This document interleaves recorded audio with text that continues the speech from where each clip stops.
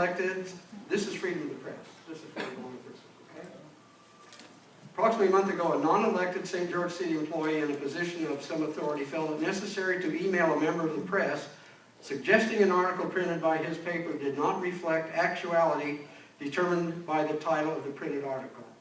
The city employee asked that the title be changed to better reflect the information contained in the article, and the letter went on in some detail, which we won't go into, but the letter was kind of large, and it had a St. George City logo affixed to the bottom of the page.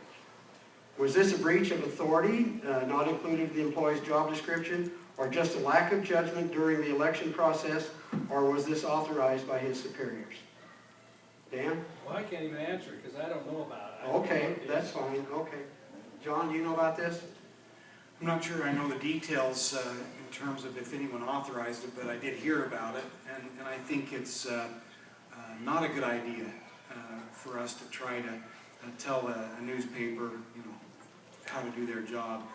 I think we don't need to be, we don't need to have a defend the bunker mentality, and I'm not talking about Councilwoman Bunker.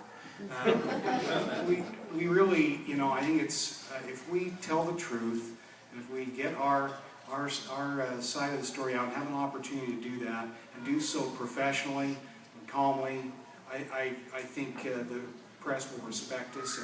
And in this particular case, I personally think it would be out of line to go to a newspaper and tell them, we don't like how you're doing that. That's kind of the end I heard about it. I don't know if anyone authorized it or if this particular employee just did it on their own, but to me that's out of line. Okay, thank you. Well, there was a lot more detail involved in here, but it did seem like there was some undue influence maybe through this, the way that it was handled. Okay, anyone else want to cut? Deb?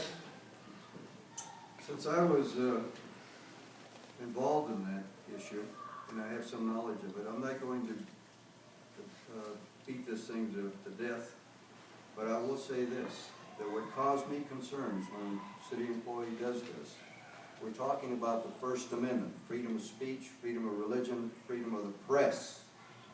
It's critical to our society that we have a free press. But when I put it in context with the investigations that we were subjected to on the animal control, where there wasn't a complete investigation, whether that turned out to be factual or not, that is of concern. It's troubling. What added to that was that we had these issues on Fourth Amendment rights that the city has been accused of violating, or our employees have, and that tends to add to that aspect of it because of illegal searches and seizures. Now that's a Fourth Amendment right.